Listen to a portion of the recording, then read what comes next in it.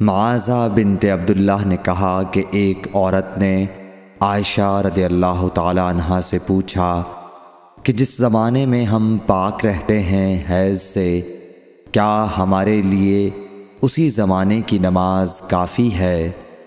اس پر عائشہ رضی اللہ تعالی عنہا نے فرمایا کہ کیا تم حروریہ ہو؟ ہم نبی کریم صلی اللہ علیہ وسلم کے زمانے میں حائضہ ہوتی تھیں اور آپ ہمیں نماز کا حکم نہیں دیتے تھے، یا حضرت عائشہ رضی اللہ تعالی عنہا نے یہ فرمایا کہ ہم نماز نہیں پڑھتی تھیں۔ صحیح بخاری حدیث نمبر 321۔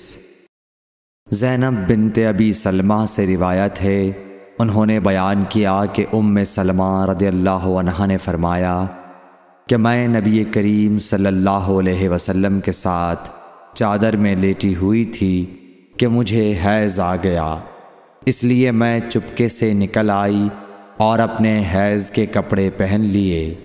رسول کریم صلی اللہ علیہ وسلم نے فرمایا، کیا تمہیں حیض آ گیا ہے؟ میں نے کہا جی ہاں۔ پھر مجھے آپ نے بلا لیا اور اپنے ساتھ چادر میں داخل کر لیا۔ زینب نے کہا کہ مجھ سے ام سلمہ نے بیان کیا کہ نبی کریم صلی اللہ علیہ وسلم روزے سے ہوتے اور اسی حالت میں ان کا بوسہ لیتے، اور میں نے اور نبی کریم صلی اللہ علیہ وسلم نے ایک ہی برتن میں جنابت کا غسل کیا۔ زینب بنت ابی سلمہ سے روایت ہے کہ ام سلمہ نے بتلایا کہ میں نبی کریم صلی اللہ علیہ وسلم کے ساتھ ایک چادر میں لیٹی ہوئی تھی کہ مجھے حیض آ گیا۔ میں چپکے سے چلی گئی اور حیض کے کپڑے بدل لیے۔ آپ نے پوچھا، کیا تجھ کو حیض آ گیا ہے؟ میں نے کہا جی ہاں۔ پھر مجھے آپ نے بلا لیا اور میں آپ کے ساتھ چادر میں لیٹ گئی۔ صحیح بخاری حدیث نمبر 323۔ حفصہ بنت سیرین نے فرمایا کہ ہم اپنی کنواری جوان بچیوں کو عیدگاہ جانے سے روکتی تھیں۔ پھر ایک عورت آئی اور بنی خلف کے محل میں اتریں، اور انہوں نے اپنی بہن ام عطیہ کے حوالے سے بیان کیا، جن کے شوہر نبی اکرم صلی اللہ علیہ وسلم کے ساتھ 12 لڑائیوں میں شریک ہوئے تھے، اور خود ان کی اپنی بہن اپنے شوہر کے ساتھ 6 جنگوں میں گئی تھیں۔ انہوں نے بیان کیا کہ ہم زخمیوں کی مرہم پٹی کیا کرتی تھیں اور مریضوں کی خبرگیری بھی کرتی تھیں۔ میری بہن نے ایک مرتبہ نبی اکرم صلی اللہ علیہ وسلم سے پوچھا کہ اگر ہم میں سے کسی کے پاس چادر نہ ہو تو کیا اس کے لیے اس میں کوئی حرج ہے کہ وہ نماز عید کے لیے باہر نہ نکلے؟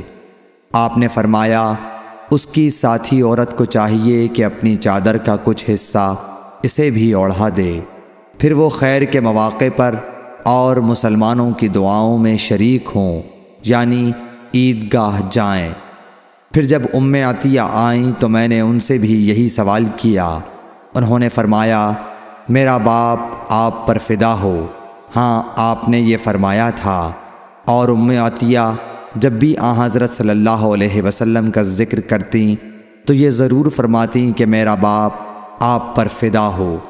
انہوں نے کہا، میں نے آپ کو یہ کہتے ہوئے سنا کہ جوان لڑکیاں، پردے والیاں اور حائضہ عورتیں بھی باہر نکلیں اور مواقع خیر میں اور مسلمانوں کی دعاؤں میں شریک ہوں، اور حائضہ عورت جائے نماز سے دور رہے۔ حفصہ کہتی ہیں، میں نے پوچھا، کیا حائضہ بھی؟ انہوں نے فرمایا، کیا وہ عرفات میں فلاں فلاں جگہ نہیں جاتی؟ یعنی جب وہ ان جملہ مقدس مقامات میں جاتی ہیں تو پھر عیدگاہ میں کیوں نہ جائیں؟ صحیح بخاری حدیث نمبر 324۔